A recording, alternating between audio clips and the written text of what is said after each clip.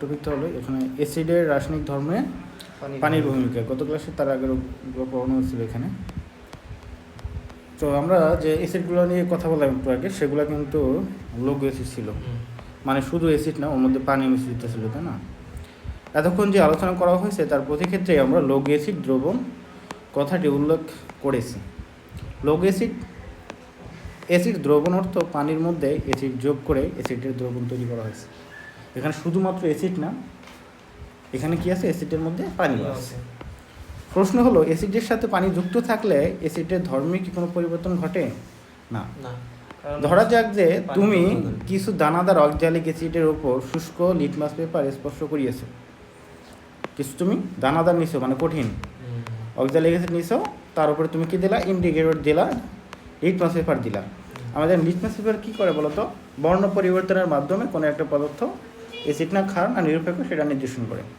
তো দেখা যাবে এখানে তুমি যখন অক্সালিক অ্যাসিডের উপরে মানে কঠিন অক্সালিক অ্যাসিডের উপরে লিটমাস পেপার দিবা এভাবে, তখন এটা কোনো রং পরিবর্তন হবে না। কারণ তখন এই যে কঠিন অ্যাসিডের মধ্যে তার অ্যাসিটিক ধর্ম থাকে না। আমরা জানি কোনো একটা যৌগ যেটা অ্যাসিটিক ধর্ম প্রদর্শন করতে হলে তাকে অবশ্যই দ্রবণে H+ আয়ন দিতে হবে, তার H+ আয়ন থাকতে হবে। তো কঠিন অবস্থায় তো আয়ন তৈরি হয় না, আয়ন তৈরি হয় পানিতে যখন বিয়োজন হয় তখন ঘটে। তাহলে ইয়ার ক্ষেত্রে খারের ক্ষেত্রে কি এরকম? অবশ্যই হাইড্রোক্সিল আয়ন দিতে হবে। তাহলে তুমি দেখবে যে লিটমাস পেপার রং পরিবর্তন হয়নি।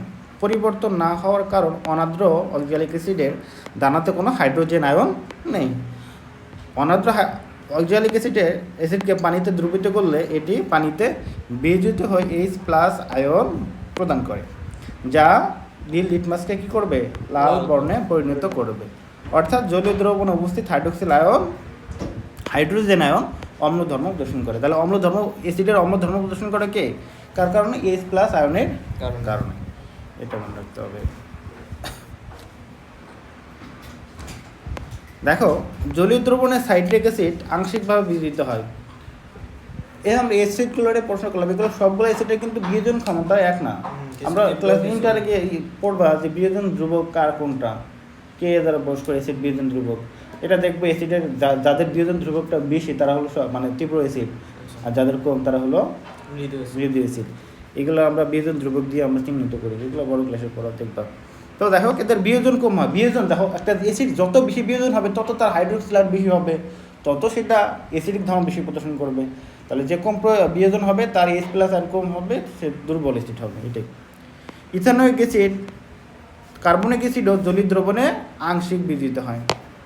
তাহলে আংশিক বিয়োজিত হওয়ার অর্থ হলো যতটি অণু দ্রবণে যোগ করা হলো তার মধ্যে অল্প কিছু অণু ভেঙে যায় বা বিয়োজিত হয়, বাকি অণুগুলো কী হয় না, বিয়োজিত হয় না, অমনি থাকে।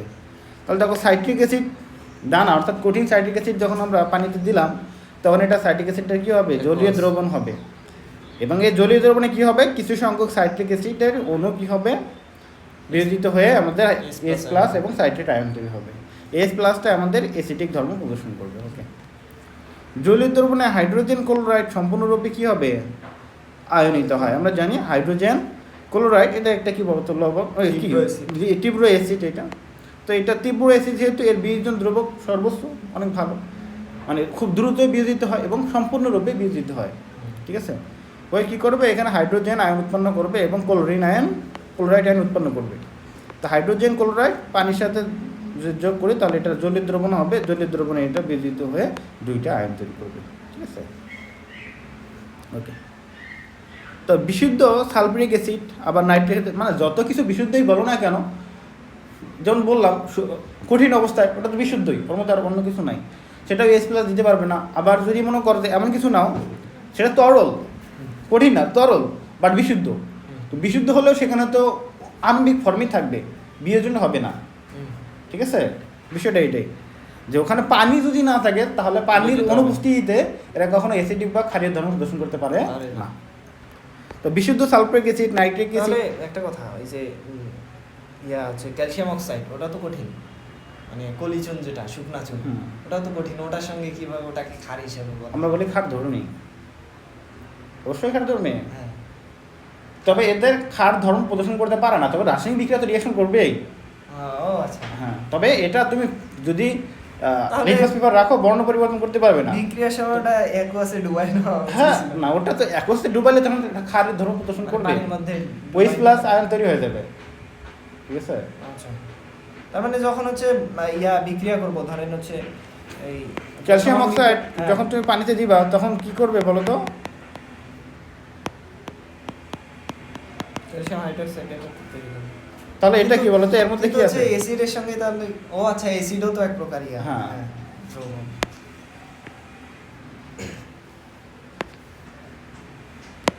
দেখো সালফুরিক অ্যাসিড এবং নাইট্রিক অ্যাসিড হলো তরল পদার্থ, বর্ণহীন।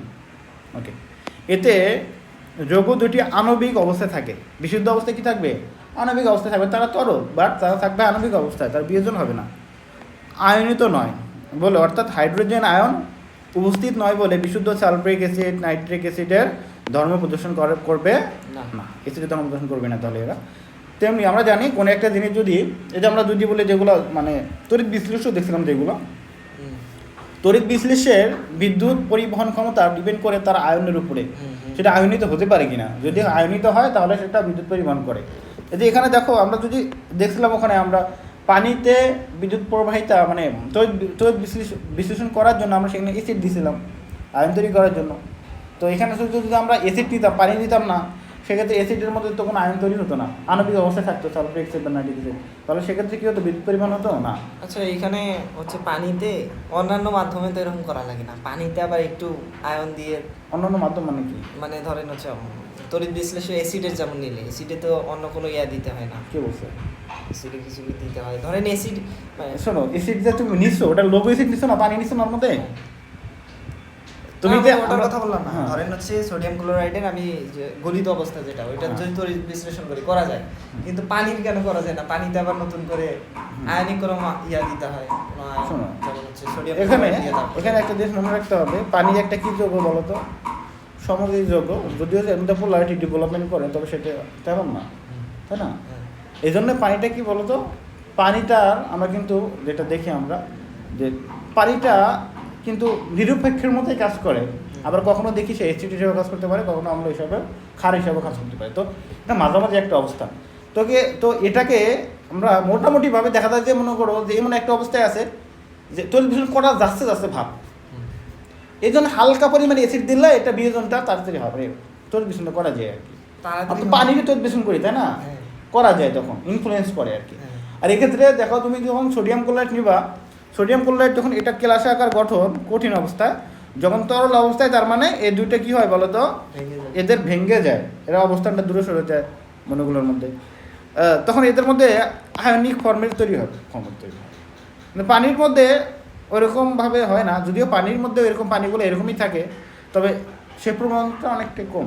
পানিতেও জানি আমরা এইভাবে এই ফর্মে থাকি, হ্যাঁ, ঠিক আছে, হাইড্রোনিয়াম আয়ন অবস্থা থাকে আর কি। যাই হোক, কিন্তু কথা হলো এক্ষেত্রে আয়নিক অবস্থাটা প্রবণতা খুবই কম থাকে, যেহেতু আমাদের সমযোজী তো আয়নিক অবস্থা এমন থাকে না। আর ওটা তো মনে করো আয়নিক দ্রব্য, বিষয় হলো এটাই মেইন। ও আচ্ছা, এখানে একটা কথা, হাইড্রোনিয়াম আয়ন ওটা অ্যাসিড দেওয়ার পরে হবে না, না হলে আরেকটা H+ আয়ন কই না, এটা অলওয়েজ এইভাবেই থাকে ফর্মে, এগুলো তোমার ক্লাসের না এখন। পানিতে আসলে আমরা যে বলি H+ হাইড্রোক্সিল আয়ন, দুইটা আয়ন থাকে, তবে এখানে হাইড্রোক্সিল আয়ন বললাম না, আর H+ বললাম। তো এখানে মেইনলি যে H+ ওই এরকম ফর্মেটে থাকে না, ঠিক আছে? এটা হাইড্রোনিয়াম আয়ন হিসেবে থাকে। হাইড্রোনিয়াম আয়ন মানে কি? সেখানে একটা H+ বেশি আছে, হ্যাঁ, ওটাই H+ এর ধর্ম দর্শন করে। ও আচ্ছা। তেমনি দেখো বিদ্যুৎ পরিবহনেও, মানে এখানে দেখো পানিতে কি থাকে বলো তো? হ্যাঁ, এক্সট্রা তো থাকবে, থাকে না, মুক্ত ইলেকট্রন থাকবে। তো এর প্রতি আবার কে আকর্ষিত হবে? H+। হ্যাঁ, এই H+টা আসবে কোথা থেকে? কিছু তো একটা অ্যাসিড দেওয়া লাগবে না, তারপরে তো ওখান থেকে। এটাই মনে করো যে বললাম না, এটা তো এই বিষয়টা হলো এরকম যে একটা অংশ তার একটা অংশ যখন থাকবে, মানে মনে করো এটা বললাম না, এটা নিরপেক্ষ অবস্থায় থাকে, বিয়োজন হয় না বললেই চলে, তবে হওয়া ভাব এরকম। কথা হলো হালকা পরিমাণে বিয়োজিত হয়, একদম সিম্পল হালকা পরিমাণ, যেহেতু দ্রবণ তরল লিকুইড মানে কি ভাঙ্গন অপরটা একটু আছে, তবে সেটা খুবই হালকা পরিমাণেও, মানে তাদের একটা প্রভাব থাকে আর কি, একত্রে থাকার এরকম বিষয়টা। মানে আয়নিত অবস্থায় যেমন দুটো একত্র হয়ে আছে, একটা ফর্ম তৈরি করতেছে, এরকম হয় ডাইরেক্ট। কিন্তু এরকম হচ্ছে না যে H+ যদি আমরা বিক্রিয়া করার সময় এরকম লিখি, এরকম কিন্তু ডাইরেক্ট ফর্মে পাওয়া যাচ্ছে না। এটাই অন্যান্য যৌগের ক্ষেত্রে, আয়নিক যৌগের ক্ষেত্রে কিন্তু যেটা সেপারেট ফর্ম করছে, এটা এরকম হচ্ছে না। দেখো এই অ্যাসিডগুলোকে শুধু পানিতে দ্রবীভূত করলেই হাইড্রোজেন আয়ন উৎপন্ন করে। এটি সে অ্যাসিডের ধর্ম প্রদর্শন করে এবং তীব্র বিদ্যুৎ পরিবহন করে। আমরা লিখতে পারি, কী লিখতে পারি? দেখো এটা যখন আমার তরল ফর্মে ছিল শুধু বিশুদ্ধ, সেক্ষেত্রে কোনো আয়ন ছিল না, এটা পানিতে দিলে কী হবে? জলীয় দ্রবণ হবে, এবং জলীয় দ্রবণ কী করবে? যে H+ এবং সালফেট আয়ন দান করবে। ওকে, একইভাবে কী বলো তো, নাইট্রিক অ্যাসিড পানিতে দিলে এটাও কী করবে? H+ আর নাইট্রিক আয়ন দেবে। তাহলে বিদ্যুৎ পরিবহন যদি করাইতে চাই তখন হচ্ছে অবশ্যই পানি দিতে হবে। তাহলে যে সকল জলীয় দ্রবণে আসলে আমরা যে ব্যবহারিক যে কাজগুলো করি সবগুলাই কি বলতো, হয়তো লঘু অ্যাসিড অথবা গাঢ় অ্যাসিড। লঘু গাঢ় মানে কি? দুইটাতেই পানি আছে, একটাতে বেশি পানি আর একটাতে কম পানি। হ্যাঁ, মানে যদি যেটার মধ্যে পানি কম সেটা হলো গাঢ় অ্যাসিড, যেটার মধ্যে পানি বেশি সেটা হলো লঘু অ্যাসিড। তো এই দুই ফর্মের সাথে কাজ করছো কখনো দেখছো? হয়তো লঘু হয়তো গাঢ়। বিশুদ্ধ নিয়ে কাজ করা যাবে না। আংশিক আয়নিত হয় তারা দুর্বল অ্যাসিড। তাহলে যারা সম্পূর্ণ বিজিত হবে তারা তীব্র অ্যাসিড, আর যারা কম পরিমাণে বিজিত হয় তারা কি বলতো? দুর্বল অ্যাসিড। তো যে সকল অ্যাসিড জলীয় দ্রবণে আংশিক আয়নিত হয় তারা হলো দুর্বল অ্যাসিড, আর শক্তিশালী অ্যাসিড জলীয় দ্রবণে সম্পূর্ণরূপে বিজিত হয়। ঠিক আছে? তাহলে দেখো গাঢ় অ্যাসিড আর লঘু অ্যাসিড, এখানে দেখো টার্মগুলো একটু বলে দিই, পরে আসতেছে যদিও, তারপর বলি আমি, তো দুটো একসাথে নাই। তার মানে সমযোজী যৌগের ক্ষেত্রে সবসময় পানি লাগবে, কারণ হচ্ছে আয়নিক গলিত হলে তো ওটা আয়ন তৈরি করবে না। শোনো, সমযোজী যৌগ কি তড়িৎ বিশ্লেষণ হয় নাই? হ্যাঁ, হয় না কিন্তু। হ্যাঁ, হয় না, হয় না, কিন্তু পানি দাও যাই দাও হয় না কিন্তু। হ্যাঁ, এটা শুধু আয়নিক যৌগের ক্ষেত্রে হবে, এরা আয়ন ফর্ম করবে। ও আচ্ছা আচ্ছা। গাঢ়, লঘু, তীব্র আর দুর্বল, বলো বিষয়গুলো কি একই? না, গাঢ় অ্যাসিড, তীব্র অ্যাসিড, লঘু অ্যাসিড, দুর্বল অ্যাসিড, না, এর মধ্যে কোনটা সেম? 3-4 আলাদা জিনিস। আলাদাই তো। বলো কি কি আলাদা? মানে গাঢ় হচ্ছে এটা সম্পৃক্ত দ্রবণ, এইটা আর এটার মধ্যে পার্থক্য কি? তীব্র তো যেটা বেশি ক্ষয় করতে পারে এরকম কিছু। আর গাঢ় মানে ক্ষয় করতে পারে না? গাঢ় তো ওটা হচ্ছে মানে বুঝাইছে সম্পৃক্ত, মানে অ্যাসিডের হচ্ছে ধরেন পানির মধ্যে অ্যাসিডের সম্পৃক্ত দ্রবণ করলে তখন তো তার মানে দুইটা ভিন্ন জিনিস না? হ্যাঁ, ভিন্নই তো হচ্ছে। তীব্র হচ্ছে অ্যাসিডের শক্তির মধ্যে। হ্যাঁ, তাহলে তীব্রতা ডিপেন্ড করা হলো তার বিয়োজন মাত্রার উপর ভিত্তি করে। এটা কতটুকু বিয়োজিত হচ্ছে, H+ দিচ্ছে কতগুলো, এটার উপরে। মনে করো যে এটা আমরা 100টা অণু আছে, 100টাই বিয়োজিত হচ্ছে, তাহলে এটা তীব্র বলতে পারবো, বা 90টা বিয়োজিত হচ্ছে, মোটামুটি তীব্র কাছাকাছি গেছে। আর এটা কি তুমি 100টা, এখানে 100টাই আছে, বা বিয়োজিত হতে পারে কয়টা? 2টা হতে পারে, 100টা হতে পারে। কথা হলো যে এখানে 100টা আছে, মানে আছে অনেক। বিয়োজন কি এটা দেখার বিষয় নাই। ঘনমাত্রা যদি মনে কর পানির মোটামুটি সমান হয় বা পানির থেকে বেশি হয়, সেক্ষেত্রে গাঢ় বলতে পারবো আমরা। ঠিক আছে? এখন এরপরে যদি দেখা যায় এর অধিকাংশ বিয়োজন হয়ে যায় বা সম্পূর্ণ বিয়োজন হয়, সেক্ষেত্রে আমরা বলবো তীব্র, আর সম্পূর্ণ না হলে কি বলবো? দুর্বল। ঠিক আছে? লঘুর ক্ষেত্রে ঠিক, মানে পানির থেকে কম পরিমাণে আছে। কথা হলো তারপরে যদি এটা কি করে সম্পূর্ণভাবে বিয়োজিত হয়, সেক্ষেত্রে তীব্র হতে পারে, কম হলে দুর্বল। এটা হচ্ছে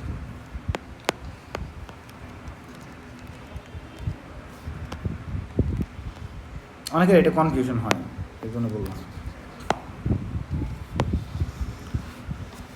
তাহলে দেখো এখন এটা পড়ছি না,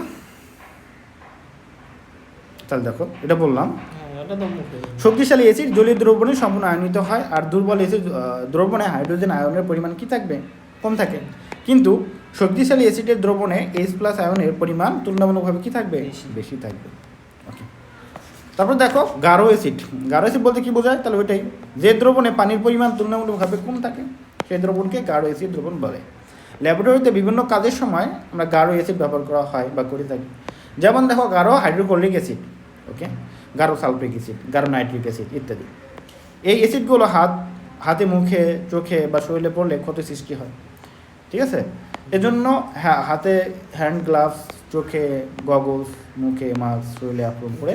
কিন্তু অ্যাসিডের হাইড্রোক্লোরিক অ্যাসিড গগলস, হ্যান্ড গ্লাভসের উপরে পড়লে তো ওটারও ক্ষয় করার কথা। শোনো, ল্যাটেক্স এগুলো ক্ষয় হয় না, বিভিন্ন ল্যাটেক্স গ্লাভস করা হয়, তো ওগুলো এইভাবে তৈরি করা হয়।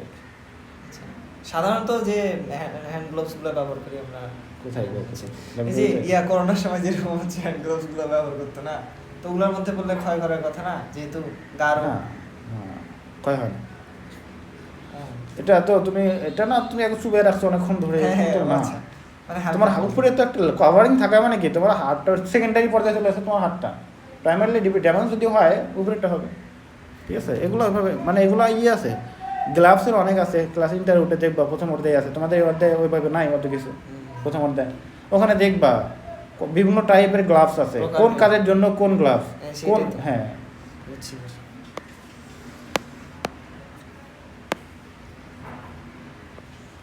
তাহলে তো গাঢ় হাইড্রোক্লোরিক অ্যাসিড, এটা কি দেখো হাইড্রোক্লোরাইড, হাইড্রোজেন ক্লোরাইড গ্যাস পানিতে দ্রবীত, মানে যে আমরা হাইড্রোক্লোরিক অ্যাসিড যেটা বলি গাঢ়, মেনলি যদি আমরা পানিতে না দিই তাহলে সেই অবস্থায় যেটা বলতেছি হাইড্রোক্লোরিক অ্যাসিড যেটা, এটা আসলে গ্যাস আকারে থাকে।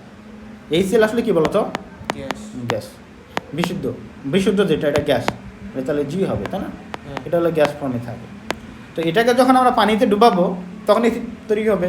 ওইভাবে দ্রবীত হয়ে যে দ্রবণ উৎপন্ন করে তাকে হাইড্রোক্লোরিক আমরা অ্যাসিড বলি, আর এর আগে গ্যাস থাকে।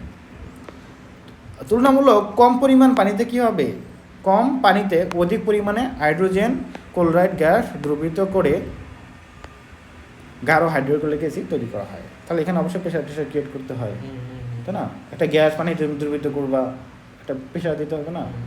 ওকে, গাঢ় হাইড্রোক্লোরিক অ্যাসিড দ্রবণ যে বোতলে রাখা হয় সেই বোতলের মুখ খুললেই কী হবে, হালকা কুয়াশার মতো সৃষ্টি হবে। ওই যে ইয়ের মতো ঠান্ডার মতো আর কি, যে ইগুলো আছে কোল্ড ড্রিঙ্কসগুলো আছে ওখানে নাইট থাকে না, কার্বন ডাইঅক্সাইড থাকে না, তো খুললে কী হয়, বাড়া যায় না গ্যাসগুলো।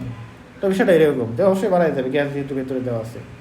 তীব্র ঝাঁঝালো গন্ধ পাওয়া যায়, এজন্য গাঢ় হাইড্রোক্লোরিক অ্যাসিডের মুখ খোলার আগে নাকে মুখে মাস্ক এবং চোখে নিরাপদ চশমা দিতে হবে। আগে গোগলস বলছে, এখন আবার চশমা বললো।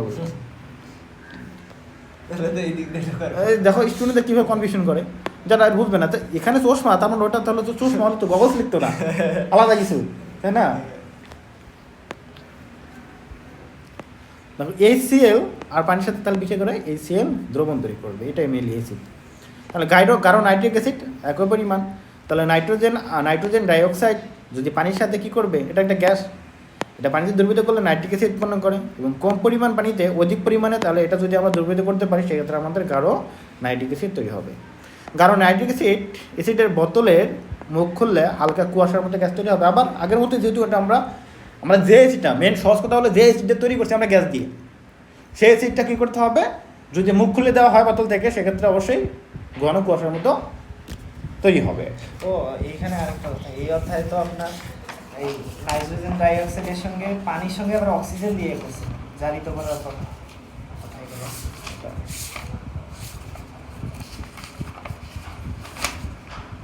এখানে নাইট্রোজেন ডাইঅক্সাইড কিন্তু আবার অক্সিজেন দিয়ে করছে, অক্সিজেনের সাথে মিশে। শোনো, হ্যাঁ এক্ষেত্রে শুধু পানি, ঠিক আছে। শোনো, এটা তো আসলে অক্সিজেন তো কী থাকে বলো তো, এটা তো থাকে আসলে মেইন আমরা দিচ্ছি কি মানে দিচ্ছি না, এটা বুঝাইছে আর কি, পানির সাথে যুক্ত এটা তৈরি হয়, ওটা আর সহকারী হিসাবে আসে যায়। আমরা একটু বড় দেখবো বিয়োজন বিক্রিয়া যখন তোমাকে দেখাবো এই যে, তখন কিন্তু অবশ্যই কিন্তু আমরা এটা ধরবে, আমরা এটা প্রোডাক্ট হিসেবে তৈরি হচ্ছে। ও আচ্ছা, ঠিক আছে। বাট এখানে তো আমরা আসলে কী করতেছি, পানিতে যুক্ত করার মাধ্যমে এটা করতেছি, এটাই কথা।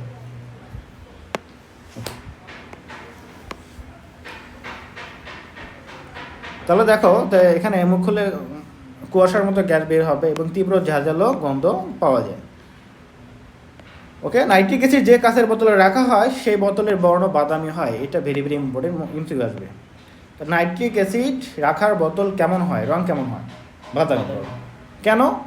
কারণ এই যে নাইট্রিক অ্যাসিড যদি স্বচ্ছ কাঁচের মধ্যে রাখা হয়, আমরা যদি স্বচ্ছ কাঁচের মধ্যে কী যায় বলো তো, আলো প্রবেশ করে, সূর্যের আলো প্রবেশ করতে পারে, আর আলোর উপস্থিতিতে আমাদের নাইট্রিক অ্যাসিডটা কী হতে পারে, ভেঙে যায়। ঠিক আছে, ওকে। তাহলে আলোর উপস্থিতিতে নাইট্রিক অ্যাসিড ভেঙে যায়, যাতে ভেঙে না যায়, সূর্য আলো যাতে প্রবেশ না করে, যেন বাদামি বর্ণের বোতলে রাখা হয়, বাদামি বর্ণের বোতলে আলো প্রবেশ করতে পারে না।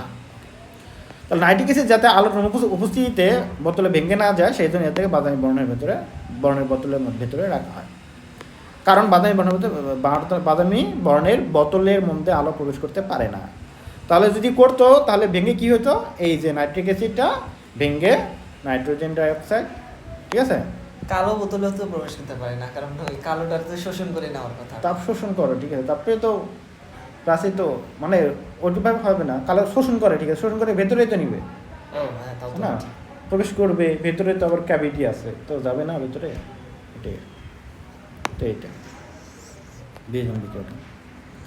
তো এখানে দেখো গাঢ় সালফারিক অ্যাসিড যদি বলি, সালফার ট্রাইঅক্সাইড গ্যাস পানিতে দ্রবীভূত করলে সালফারিক অ্যাসিড উৎপন্ন হয়। এই বিক্রিয়াটা অনেক ইম্পর্টেন্ট জিনিস, যে এটা বিক্রিয়া করলে যোগ করলে কী হবে, সালফারিক অ্যাসিড। এটা পরেও দেখবো আমরা, দশম অধ্যায় আছে সম্ভবত, হ্যাঁ দশম অধ্যায় আছে, ওখানে আমরা দেখবো যে কীভাবে আমরা সালফারিক অ্যাসিড তৈরি করতে পারি সালফার ট্রাইঅক্সাইড দিয়ে, ঠিক আছে? ওকে, আচ্ছা এখানে একটা কথা, এখানে সবগুলার হচ্ছে জারণ মান মিলে, যেমন হচ্ছে ইয়াগুলার এইখানে যেমন দেখেন হচ্ছে সালফারের 6 হয় +6, তো এইখানে হচ্ছে নাইট্রোজেনের একই থাকার কথা না, যতগুলো অ্যাসিড দেখছি সবগুলাই মিলে, শুধু এইটাই মিলে না। কোনটা? এইখানে দেখেন হচ্ছে কত হচ্ছে 4, এখানে নাইট্রোজেনের 4, হুম। তাহলে এইখানে মিলাইলে আবার দেখেন হচ্ছে 5 হচ্ছে। হ্যাঁ, কথা হলো যে এখানে তো মনে করো যে বিয়োজন বিক্রিয়া না, শোনো আমরা জানি নাইট্রোজেনের জারণমান অনেকগুলো আছে, হ্যাঁ, তাই না? তো ভিন্ন ভিন্ন জারণমান সে প্রদর্শন করে বিক্রিয়ার মাধ্যমে। এখানে আমাদের কি হচ্ছে, জারণ বিতরণ কিন্তু হচ্ছে। অ্যাসিড যতগুলা দেখলাম হচ্ছে সবগুলার জারণ মান একই। এটা কি বিক্রিয়া বলো তো? এটা বিয়োজন। তাহলে বিয়োজন হচ্ছে না, জগতে ওটা নাই, চেঞ্জ হয়ে গেছে, হ্যাঁ, তাই না? এখানে ছিল কি বলো তো, নাইট্রিক অ্যাসিড, এটা কি নাইট্রোজেন ট্রাইঅক্সাইড। ডাইঅক্সাইড। আগে কোথায় এরকম কি আছে কোথাও দেখছো? না ওইখানে না থাকলেও হচ্ছে দেখো কি এইটা করছে, একটা- হ্যাঁ দেখো, এখান থেকে ধরেন, ওইখান থেকে বিয়োজন না হুম। ধরি, এখান থেকে ধরি, ওই একই তো হচ্ছে না। হুম। এই 4 এখানে, এখানে আর এখানে হচ্ছে 5 হচ্ছে, তো এটাই তো কথা। কিন্তু অন্যান্য অ্যাসিডের ক্ষেত্রে শোনো, ধরেন- এটা তো ডাইরেক্ট অন্য একটা ভিন্ন ধর্মী একটা জগৎ তৈরি করতেছে, হ্যাঁ, ঠিক আছে? যে এখানে আবার দেখো 2 হচ্ছে, তবু তো মেলে না। ঠিক আছে, এটা- মিলবে না তো, এটা ভিন্ন ধর্মী একটা জগৎ তৈরি করে, অন্যদের ক্ষেত্রে তো এরকম হবে না। তার মানে অন্যান্য অ্যাসিডগুলো ঠিক থাকে। হ্যাঁ, এদের তো ধারণা ভিন্ন তা নয়, হবে কেমনে? এরা অনেক বিভিন্ন ধারণা হয় আর কি, তো এটা তৈরি করবে এটা আর কি।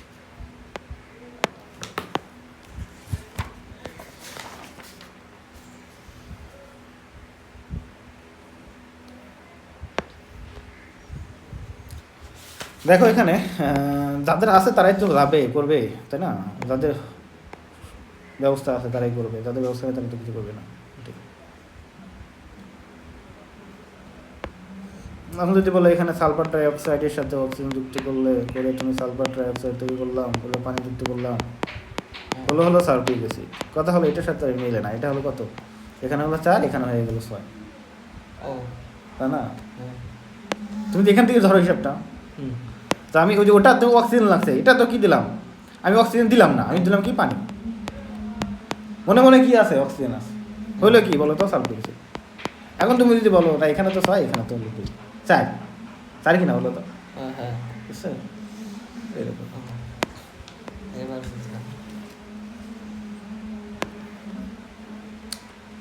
তাহলে দেখো ক্ষারক এবং ক্ষার, এটাকে বলছিলাম যে এটা আমরা পরবর্তী অধ্যায়ে গিয়ে পড়বো।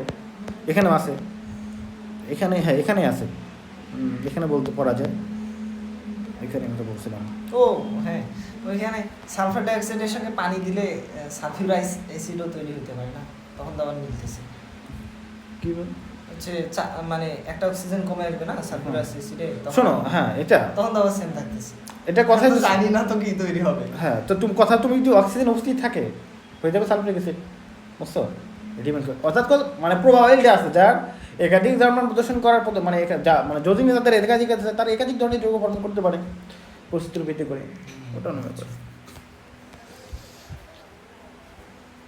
আমরা তো দেখি যে আয়রন নিয়ে তুমি যখন তুমি বিক্রিয়া করে দিবা, তখন সেটা কি করবে, প্রাচুর্যতার উপর ভিত্তি করে, যে আশেপাশে যে যৌগটা কত পরিমাণ আছে তার উপর ভিত্তি করে কখনো সে 2 যোজনী প্রদর্শন করতে পারে, কখনো 3 যোজনী প্রদর্শন করতে পারে, এটাই। তাহলে কি এটা ক্ষারক, ক্ষারক এবং ক্ষার দুটাকে একই জিনিস বলো তো? ক্ষারক আর ক্ষার হ্যাঁ না তো মনে হয়। বল পার্থক্য কি? ক্ষার তো হচ্ছে, আচ্ছা এটা দেখবে, এটা কিন্তু পরীক্ষা আসবে ক্ষার যে আর ক্ষার। সকল ক্ষারই ক্ষারক, বাট সকল ক্ষারক ক্ষার নয় কেন, ব্যাখ্যা করো। ছ নাম্বার তো দেখতেছি আমরা, এটাকে বলেই দিই। কথা হলো যে এই যে আমরা বললাম যে যৌগটা সহজ করে যদি বলি ডাইরেক্ট এক কথায়, যে যৌগটা মনে করো অ্যাসিডের সাথে বিক্রিয়া করে, মানে এটার কথা অ্যাসিডের সাথে প্রশমন বিক্রিয়া করে লবণ পানি উৎপন্ন করে বা লবণ উৎপন্ন করে, তাকে মিলে কি বলি আমরা? ক্ষারক বলে থাকি। এবং এই ক্ষারকের মধ্যে যেটা জলীয় দ্রবণে হাইড্রোক্সিল আয়ন দেয়, ঠিক আছে, অর্থাৎ পানিতে দ্রবীত হয় এবং জলীয় দ্রবণে হাইড্রোক্সিল আয়ন দিবে, প্রশমন বিক্রিয়া তো দিবেই অবশ্যই। তাহলে এটার কথা যেটা পানিতে দ্রবীত হবে এবং হাইড্রোক্সিল আয়ন দিবে সেটা কি বলতো? ক্ষার। আর সহজ কথা বললে যেটা যে ক্ষারকটা পানিতে দ্রবীত হয় তাকে আমরা কি বলবো? যে ক্ষারকটা পানিতে দ্রবীত হবে তাকে আমরা ক্ষার বলবো। এটা। আর যেটা পানিতে দ্রবীত হবে না ডাইরেক্ট শুধু তাকে ক্ষারকই বলি, তাকে আর ক্ষার বলা যায় না। উল্টাই গেল কেন জানি আরেকবার। যে সকল ক্ষারক পানিতে দ্রবীত হয় তাদেরকে আমরা ক্ষার বলি। আর পানিতে তাহলে যেটা ক্ষার বলতেছি সেটাকে আবার ক্ষারকও বলতে পারো। আচ্ছা, বুঝতে পারছো? তাহলে যে সব এর মানে সবাই ক্ষারক মনে করো, যার প্রশমন বিক্রিয়া করবে এর মধ্যে যার মধ্যে হাইড্রোক্সিল আয়ন আছে সেটা কি আলাদা করে তুমি ক্ষার বলতে পারো। এটাই কথা। এখন দেখো ক্ষারক তাহলে কি?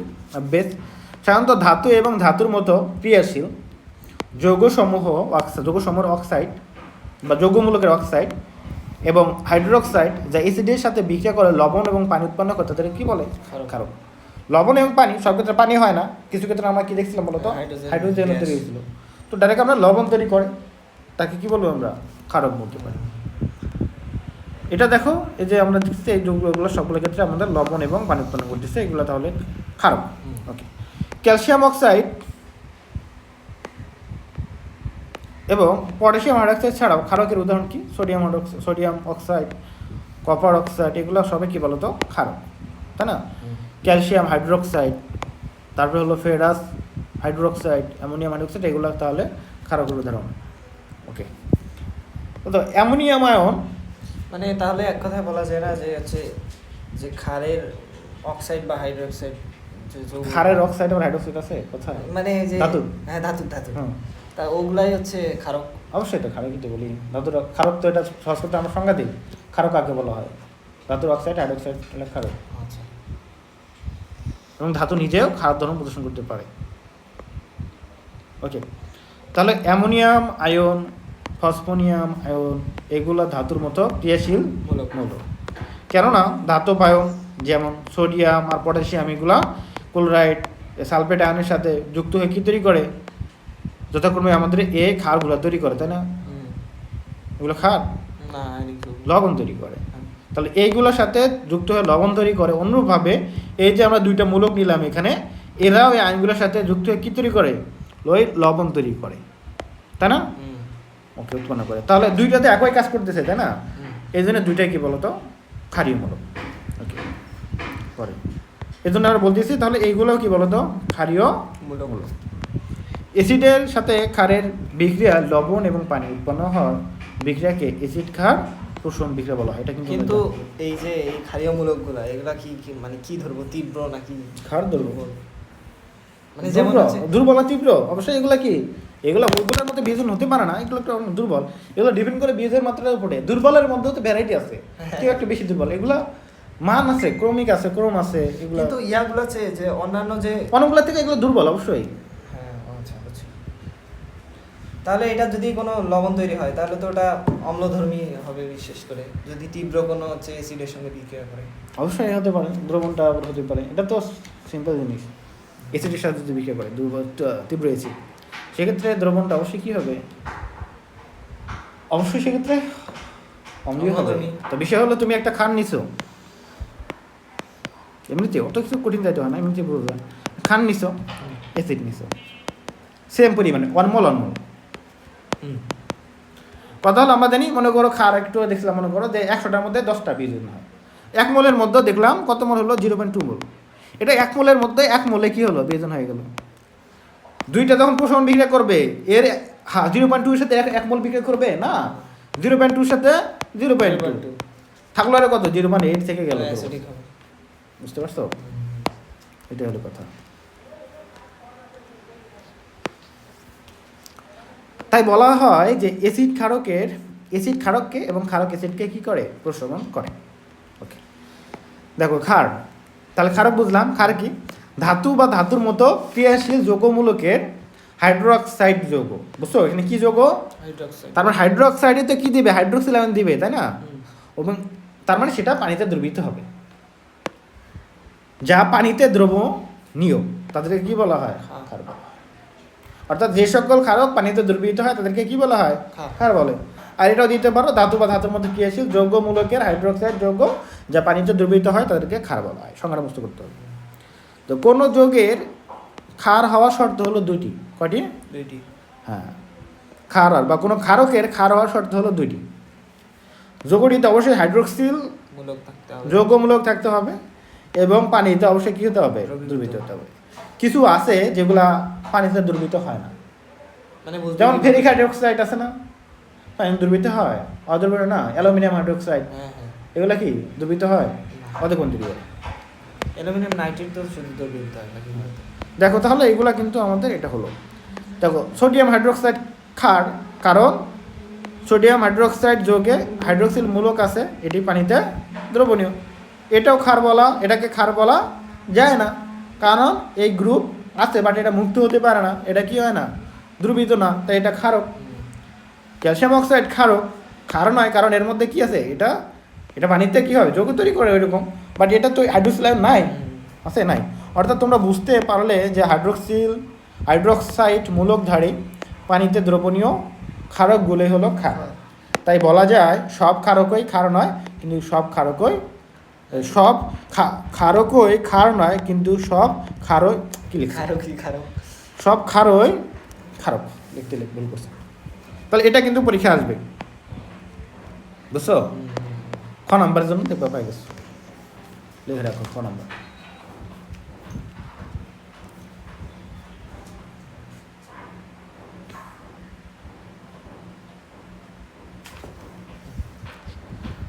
তাহলে দেখো বাসা বাড়িতে ক্ষার জাতীয় অনেক পদার্থ ব্যবহার করা হয়, যেমন টয়লেট ক্লিনার, টয়লেট পরিষ্কার করার জন্য যে টয়লেট ক্লিনার ব্যবহার করা হয় সেটাও কি সোডিয়াম হাইড্রোক্সাইড থাকে, বা আমাদের যে সাবান ব্যবহার করে তার মধ্যে কি থাকে? ক্ষার থাকে, তাই না? কাঁচ পরিষ্কার করার জন্য যে গ্লাস ক্লিনার ব্যবহার করা হয়, অ্যামোনিয়াম হাইড্রোক্সাইড ক্ষার। তার মানে ক্ষারের কি দাম কম নাকি? কারণ হচ্ছে মুখে যে ফেস ওয়াশগুলো দেয় এগুলো তো অ্যাসিডিক হয়। শোনো, এটা তো পিএইচের উপর ডিপেন্ড করবে। এগুলো ক্ষার পিঠে রাখা সবাই জায়গা জিনিস। এটা তুমি মনে করতেছো এটা পায়ের জন্য এটা শরীরে কম দামি, কথা হলো এটা তো যেটা ফেজে তুমি ইউজ করতেছো এটাকে অনেক কিছু ইউজ করা হয়, অনেক কিছু ইউজ করা হয়, যেখানে শরীরে ত্বকের জন্য উপকারী অনেক কিছু ইউজ করা হয়, ত্বক কোমলকারী, ময়েশ্চারাইজার, অনেক কিছু ইউজ করা হয়, এর কারণে দাম অনেক বেশি বেশি, তাই না? আর যদি সাবান এটা কোন দাম, এগুলো কত কিছু ইউজ করে না, খালি গায়ে দিয়ে চর্বি টর্বি দিয়ে বানাই হলে। তাহলে দেখো এখানে একটা জিনিস দেখো, টয়লেট ক্লিন করার জন্য আমরা সোডিয়াম হাইড্রোক্সাইড ব্যবহার করতেছি, বুঝছো? এটা কিন্তু তীব্র ক্ষার না, তীব্র ক্ষার কিন্তু অপরদিকে আমরা গ্লাস ক্লিনের জন্য অ্যামোনিয়াম হাইড্রোক্সাইড ব্যবহার করতেছি। বলছো কেন? কারণ গ্লাস ক্লিনের জন্য অ্যামোনিয়াম হাইড্রোক্সাইড, আর টয়লেট ক্লিন করার জন্য সোডিয়াম হাইড্রোক্সাইড ব্যবহার করতেছি। এই গ্লাসে তো এরকম দাগ পড়ে না, তো টয়লেটে তো হচ্ছে। কথা হলো এখানে যদি তুমি ইটা দাও, সোডিয়াম হাইড্রোক্সাইড যদি এখানে দাও, হারপিক যদি গ্লাসে দাও, বুঝছো? গ্লাসে তো কিছু থাকবে না, গ্লাস ক্ষয় হয়ে যাবে, বুঝছো? এইটা হলো ক্ষয় হয়, তো এটা ক্ষয় করতে পারে না, বুঝছো? এগুলো বড় কিছু বলবা যে রাসায়নিক রিয়াকশন হয়, এখানে রিয়াকশনগুলো দেখবা। আর সিলিকনের সাথে ইয়ের সাথে, কিন্তু গ্লাসের উপরে তো আর সিলভার থাকে না, ওটা তো পিছন দিকে। সিলভার কেন? সিলিকা, আচ্ছা ও আচ্ছা, ওর সাথে রাসায়নিক রিয়াকশন হয়, দেখবা এগুলো ক্ষয় হয়। এগুলো ইন্টার আছে তোমাদের, বুঝছো? তো ইন্টারে 5 অধ্যায় আছে, প্রথম চ্যাপ্টারের মানে প্রথম পার্টের শেষের অধ্যায় আছে এগুলো। তাহলে দেখো লঘু ক্ষারের ধর্মসমূহ। লঘু ক্ষারের কী কী ধর্ম আছে? বেশি পানির মধ্যে কম পরিমাণে ক্ষার যোগ করে, তাহলে বেশি পানির মধ্যে ক্ষার কম, তাহলে সেটা কী হবে? লঘু ক্ষার হবে। যে দ্রবণ তৈরি করা, এগুলো লঘু অ্যাসিড যেরকম দেখলাম ঠিক তেমনটাই লঘু ক্ষারের ক্ষেত্রে, তাহলে লঘু ক্ষার দ্রবণ বলা হয় তাকে। লিটমাস পরীক্ষায় কী হবে? অবশ্যই কী করে এরা বলো তো? লালকে নীল করবে। একটি টেস্ট টিউবে সামান্য পরিমাণ লঘু হাইড্রোক্সাইড দ্রবণ নাও এবং লাল লিটমাস কাপড়ে 1 টুকরা টেস্ট টিউবে দ্রবণের মধ্যে যোগ করো, দেখবে লাল লিটমাস কাগজটা কী হবে? নীল বর্ণ দান করবে। আবার আরেকটি টেস্ট টিউবের মধ্যে সামান্য পরিমাণ সোডিয়াম হাইড্রোক্সাইড দ্রবণ নাও, এবার এই টেস্ট টিউবের মধ্যে নীল লিটমাস কাগজ প্রবেশ করো, দেখবে নীল লিটমাস কাগজ নীল হয়ে রয়ে গেছে, অর্থাৎ এই পরীক্ষা থেকে কি বুঝলে বলো তো, ক্ষার শুধুমাত্র কি করে, লালকে নীলে পরিণত করে। যেটা নীল তাকে কি আর নীল করতে পারবে না, নীলে আছে। এটাই হলো কথা। কি বুঝতে পারলা, অনুভব করতে পারলা যে লঘু সোডিয়াম হাইড্রোক্সাইড দ্রবণ হাত দিয়ে স্পর্শ করলে এক প্রকার পিচ্ছিল অনুভূতি সৃষ্টি হয়। সকল ক্ষারই পিচ্ছিল হয় কিনা, সাবান পিচ্ছিল না, পিচ্ছিল হয়। তারপরে ইয়াও তো হচ্ছে হারপিক না না না হারপিক কেন হচ্ছে এই যে যেটা গ্লাসিল না কি? ওটা কি বলে, আরে ভাই সার্ফ এক্সেল ইয়াটিয়া ইউজ করি না, ওগুলো তো সবই তো সাবান। হ্যাঁ ক্ষার দ্রবণ, ক্ষার দ্রবণ পিচ্ছিল জাতীয় পদার্থ। ক্ষার দ্রবণে তাহলে ক্ষার কি, পিচ্ছিল জাতীয় পদার্থ। ক্ষার দ্রবণের কিছু ধর্ম এখানে আলোচনা করা হলো। তবে ক্ষারকে স্পর্শ করা হলে সেটি ত্বকে কি করে, ক্ষতি করে। আচ্ছা যেটা বললেন হচ্ছে সিলিকনের সঙ্গে ওটা ইয়া করে, বিক্রিয়া করে, হ্যাঁ। তাহলে সিলিকন কি হচ্ছে ইয়া, এটা একটা জগতের তোমার তাহলে অম্লধর্মী হচ্ছে না সিলিকন ডাই অক্সাইডটা? সিলিকন ডাইঅক্সাইড তৈরি হবে কেন, দেখাবো না একটা উদাহরণ। ওইটার সঙ্গে যদি বিক্রিয়া করে তাহলে বিক্রিয়া করে তো প্রশমিত করবে না। এখন ক্ষয়কারক একটা বিক্রি হয়, কারণ ওখান থেকে সিলিকনটাকে তুলে নিয়ে আসলো গ্লাস থেকে। এখন হচ্ছে ওই যে শোনো। ছাদের ক্ষেত্রে আমরা যখন দেখি ওই যে ইয়াগুলা বৃষ্টির পানি পরে যখন পিচ্ছিল হয়, তো ওটাকে ওইখানে যখন ইয়া দেয়, ধরেন যে বালু দেয়, বালু দিলে তো আর ওটা দিয়া থাকে না, তাহলে তো ওই খারের ওই শোনো, এটা আমরা কি জন্য দেই, ওগুলা খাদ্যমি বলা যায় না না শোনো, আমরা কেন দেই, আমরা যে বালুটাকে কেন দিচ্ছি, কেন দিচ্ছ তুমি, এখানে তুমি যাতে ওই পিচ্ছিলতা যেটা হ্যাঁ। ক্ষারীয় যেটা জিনিস তৈরি হচ্ছে, হ্যাঁ। কথা হলো সেটা বালু দিয়ে কি করতেছো, রাসায়নিক রিয়াকশন ঘটাইছে, হ্যাঁ। বিষক্রিয়া। এতে করে এটা কি প্রশমন বিষয় ঘটতেছে না, হ্যাঁ, তাহলে ওটা ওইটা ক্ষারটা থাকতেছে না। হ্যাঁ। তো এখন কথা হলো যেখানে তুমি বালু আছে মনে করো, হ্যাঁ। ওখানে তুমি এসিড মানে ক্ষার ঢালি দিলা, না না ওই তার মানে বালু থাকবে না সেখানে, মানে বিষয়টা এরকম না। হ্যাঁ, হ্যাঁ, হ্যাঁ, যেখানে অলরেডি আগে থেকে বালু আছে, হ্যাঁ, তাহলে যেখানে খার ছিল সেখানে আমরা বালু দিয়ে খার দূর করলাম, হ্যাঁ, যেখানে বালু ছিল সেখানে তুমি তাহলে খার দিয়ে বালু দূর করতে পারবা কিনা, হ্যাঁ, নিউট্রাল যাবে কিনা? যাবে, হ্যাঁ, তাহলে এখন কাঁচের মধ্যে কি আছে, বালু আছে, হ্যাঁ, এখন বালুর মধ্যে তুমি খার দিলা, হ্যাঁ। তীব্র খার, হ্যাঁ।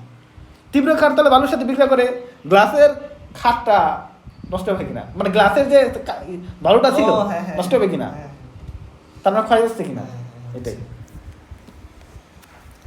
দেখো ধাতব লবণের সাথে লঘু ক্ষারের বিক্রিয়া, ধাতব লবণ, ধাতব লবণ এখানে বলতে নাইট্রেট লবণটা নেওয়া হয়েছে আর কি।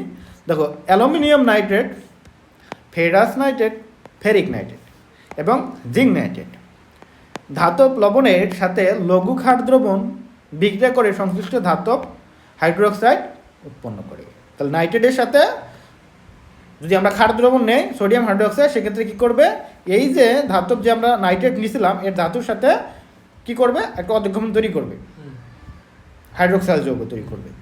উল্লেখ্য এখানে শুধুমাত্র ধাতব নাইট্রেট লবণ ব্যবহার করা হয়েছে, তবে তুমি বাকিগুলাও নাইট্রেট লবণ ব্যতীত যেমন ক্লোরাইড, সালফেট, বাকি অন্যান্য লবণ আমরা নিতে পারি, ব্যবহার করতে পারি, করলেও সংশ্লিষ্ট ধাতুর হাইড্রোক্সাইডের উৎপন্ন হবে। নিচে ধাতব নাইট্রেটের লবণের সাথে লঘু ক্ষারের বিক্রিয়া দেখানো হলো। আমরা জানি, দেখো এটা বলছি লঘু ক্ষার, বাট এটা কিন্তু তীব্র ক্ষার, বা লঘু ক্ষারও বলতেছি কারণ পানির পরিমাণ বেশি আছে, বুঝতে পারছো? তীব্র জিনিসও ক্ষার হতে মানে লঘু হতে পারে, এটাই দেখলাম। তাহলে দেখো অ্যালুমিনিয়াম নাইট্রেটের সাথে লঘু সোডিয়াম হাইড্রোক্সাইডের বিক্রিয়া, এখানে কি মনে রাখতে হবে, অনেক পরে তো আছে, এখন বুঝতে করবে কেমনে, ব্যাপার আছে না। কথা হলো যে আমরা তো জানি তাহলে সকল ধরনের যেগুলো দেখলাম ধাতু নাইট্রেট লবণগুলো যেগুলো আছে সবগুলোর সাথে যদি আমরা লঘু সোডিয়াম হাইড্রোক্সাইড যোগ করি তাহলে ওই সংশ্লিষ্ট ধাতুর হাইড্রোক্সাইড যোগ্য তৈরি হচ্ছে, এটাই তাই না?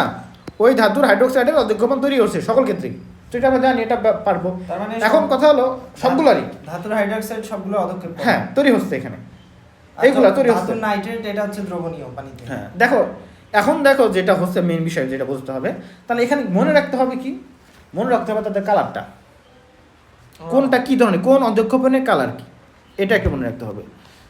দেখো এখানে কি বলছে প্রথমটা, এই যে এখানে যেটা হলো অ্যালুমিনিয়াম হাইড্রোক্সাইডের যে অধ্যক্ষপণ তৈরি হলো এবং সোডিয়াম নাইট্রেট, এটা কি বলতো সাদা বর্ণের অধ্যক্ষপণ হিসাবে টেস্ট টিউবে নিচে জমা হয়, তাহলে এটা কিন্তু সাদা বর্ণের, ওকে। এবং সোডিয়াম নাইট্রেট পানিতে দ্রবীভূত অবস্থায় থাকে, এটিতে কোনো বর্ণ প্রদর্শন করে না, দরকার নেই। পরটা দেখো ফেরাস নাইট্রেট, তাহলে এটা হলো সবুজ বর্ণের অধ্যক্ষপণ তৈরি করবে, এটাই মনে রাখতে হবে, এটা সবুজ বর্ণের অধ্যক্ষপণ, অধ্যক্ষপণের সাথে আমরা লেখা যে সবুজ অধ্যক্ষপণ, তারপরে এটা কি হবে বলো তো? এটা হলো বাদামি বর্ণের অধক্ষেপ। লালচে বাদামি। হ্যাঁ, এটা হলো লালচে বাদামি বর্ণের অধক্ষেপ, এটা মনে রাখতে হবে। পরেরটা কি বলো তো? এই যে হালকা কপার নীল নাইটের মধ্যে বর্ণের। এটা হালকা নীল বর্ণের, কপার হলো নীল বর্ণের, হ্যাঁ একটা দ্রবগুলা আচ্ছা। নীল বর্ণের। জিঙ্ক কি? জিঙ্ক আমরা জানি সাদা অলয়েস। জিঙ্ক কি বলো তো? সাদা। কেন বলতে পারো? এটা তো জানি না। ও, এই যেগুলো কি ধাতু না? হুম। ধাতু। অবস্থান্তর মৌল পড়ছো? হুম। অন্ত অবস্থান্তর মৌল, অবস্থান্তর মৌল। হ্যাঁ তো আমরা জানি অবস্থান্তর মৌলে কিছু বৈশিষ্ট্য থাকে, এরা রঙিন যৌগ গঠন করে, হ্যাঁ হ্যাঁ। তাই না? এরা প্রভাবক হিসেবে কাজ Pigment করে, হিসেবে, তাই না? এরা এদের চুম্বকত্ব থাকে, হুম। এগুলো আমরা দেখছি, তাই না? হুম। আছে কিছু আছে, প্রদর্শন করে আর কি। তো এই যে সবগুলা তো থাকবে না, যেগুলো আছে। অবস্থান্তর মৌল সবাই করবে। না না, মানে ওইটার কথা বলতেছি না, মানে চৌম্বকত্ব সবগুলা কি থাকবে? সোনার তো নেই। অবস্থান্তর মৌলের কথা বলতেছি আমি, আচ্ছা। ঠিক আছে? অবস্থান্তর মৌল, ঠিক আছে? তার মধ্যে এদের মধ্যে কম বেশি আছে, সকলেই তো আর সব গল্প সমান পরিমাণে চুম্বকত্ব প্রদর্শন করবে না। হুম। এটা ডিপেন্ড করবে তাদের ডি অরবিটালে যে মানে ডি লোকালাইজড ইলেকট্রন কয়টা আছে, আচ্ছা। মানে মানে ভিতর অযুগ্ম ইলেকট্রন কয়টা আছে। এগুলো তুমি তো ভেবে পড়ছো কি না? হ্যাঁ, তোমাদের অধ্যায়টা এখন ভালো, অনেক কিছু ইনক্লুড করা আছে অধ্যায়টা, তৃতীয় অধ্যায়। ওখানে দেখছো না যে আমরা এই যে ডি যখন ধরি, হুম। হুন্ডের নিয়ম পড়ছো না? হ্যাঁ। শুধু বলছো যে ইলেকট্রোমিনের ক্ষেত্রে হুন্ডের নিয়ম প্রয়োগ করা হয়, হুম। পালি বর্জনিত হুন্ডের নীতি, এগুলো পড়ছো তো না? ওকে, আবনীতি। তো এখানে আমরা দেখছিলাম ইলেকট্রন একটা একটা প্রবেশ করে, একটা পরে একটা যায়। হ্যাঁ। তো সবার ক্ষেত্রে তো যায় না, মনে করো ডি এর ক্ষেত্রে 5টা থাকে ঘর, তাই না? হুম। 4টা দিলাম 5টা। কারো ক্ষেত্রে এরকম ফর্মে থাকতে পারে, হুম। কারো ক্ষেত্রে দেখা যায় সবগুলোতে একটা একটা করে হয়ে গেছে। হুম। ক্রোমিয়ামের ক্ষেত্রে যেমন হয়, হুম। তাই না? একটা একটা হচ্ছে। কারো ক্ষেত্রে দেখা যায় যে আরেকটা এখানে বাড়ি গেছে, 3টা হয়েছে। কথা হলো এই যে অযুগ্ম ইলেকট্রন, এগুলো হচ্ছে কার কতটা অযুগ্ম ইলেকট্রন আছে সেটার উপর ডিপেন্ড করবে কি বলতো? চৌম্বকত্ব। চুম্বকত্ব। যার বেশি থাকবে তার চুম্বকত্ব বেশি। আবার এখানে বেশি আছে, 5টা যদি থাকে কমে যাবে, তখন থাকবে না। কারণ এটা হলো একটা প্রতিসম অবস্থা হয়ে যাচ্ছে। হুম হুম হুম। 5টা মানে একই। স্থিতিশীল বেশি হবে তো তখন। এটা আবার চুম্বকত্ব কমে যাবে। যদি দেখো এই যে এটার ক্ষেত্রে আমার চুম্বকত্ব সবচেয়ে বেশি, হুম। কারণ এখানে অযুগ্ম ইলেকট্রন, অপ্রতিসম অযুগ্ম ইলেকট্রন সবচেয়ে বেশি, আচ্ছা। বুঝছো? হুম হুম।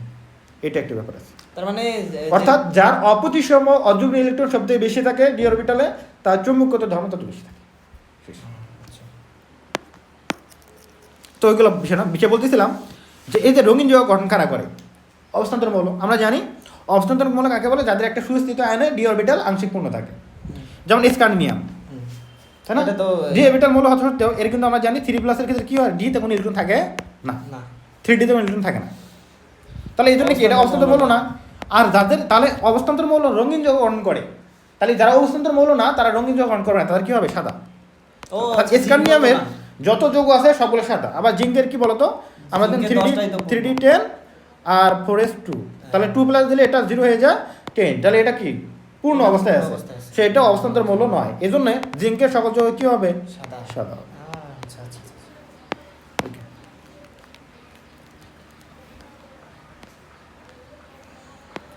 তাহলে এটা দেখো, তাহলে এটা সাদা অধক্ষেপণ তৈরি করবে। তো উপরে বিক্রিয়াগুলোতে দেখা যায় যে ধাতব নাইট্রেট যৌগের সাথে ক্ষার দ্রবণ বিক্রিয়া করলে ওই ধাতুর হাইড্রোক্সাইডের অধক্ষেপণ তৈরি হয়, ঠিক আছে? ওকে, এটা উপরে। তাহলে অ্যামোনিয়াম লবণের সাথে ক্ষারের বিক্রিয়া, অ্যামোনিয়াম লবণ, ওকে। একই পাত্রে অ্যামোনিয়াম ক্লোরাইড নিয়ে তাতে ক্ষার দ্রবণ যোগ করলে অ্যামোনিয়া গ্যাস উৎপন্ন হয়।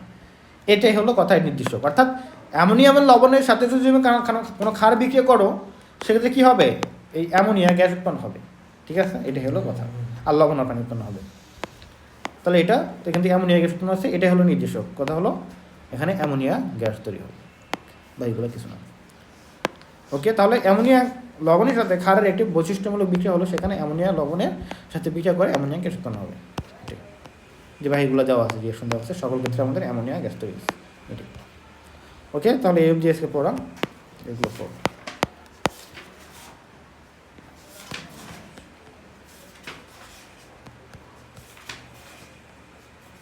এটা পড়াটা শেষ করে দেই। হ্যাঁ, শেষ করে দিন। দেখো, ক্ষারের রাসায়নিক ধর্মে পানির ভূমিকা। আগের অ্যাসিডে মানে যেমন অ্যাসিডের অ্যাসিডিক ধর্মে যেমন পানির ভূমিকা ছিল, ক্ষারের ধর্মে মানে ক্ষারের রাসায়নিক ধর্মে, অ্যাসিড রাসায়নিক ধর্মে যেমন পানির ভূমিকা ছিল, এখানে ক্ষারের রাসায়নিক ধর্মে কী আছে? পানির ভূমিকা সেম। অর্থাৎ বিশুদ্ধ ক্ষার বা কঠিন ক্ষার এরা কেউ কী করতে পারে না, ক্ষারীয় ধর্ম প্রদর্শন করতে পারে না, হাইড্রোক্সিল আয়ন দিতে পারবে না। তবে এই জন্য এদের কী করতে হবে, জলীয় দ্রবণ হতে হবে।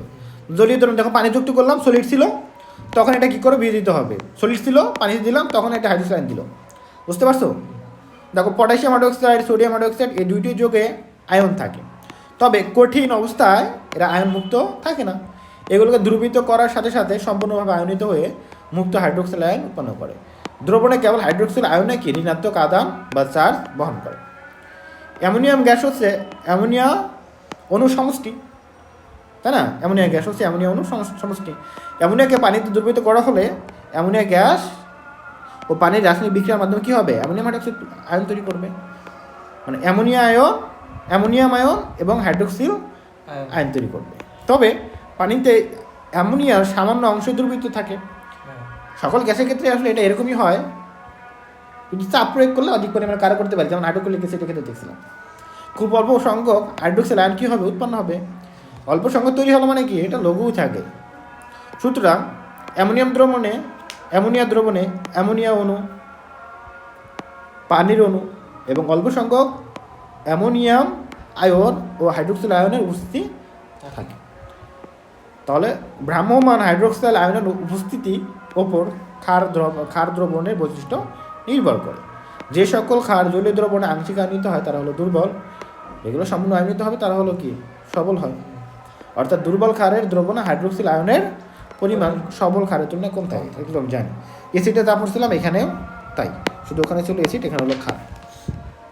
এগুলো তাহলে পরবর্তী থেকে আমরা গাঢ় ক্ষার এবং গাঢ় অ্যাসিড এবং গাঢ় ক্ষারের ক্ষয়কারী ধর্ম নিয়ে একটু পড়ব। এগুলো আছে মোটামুটি তো বড়ই আছে।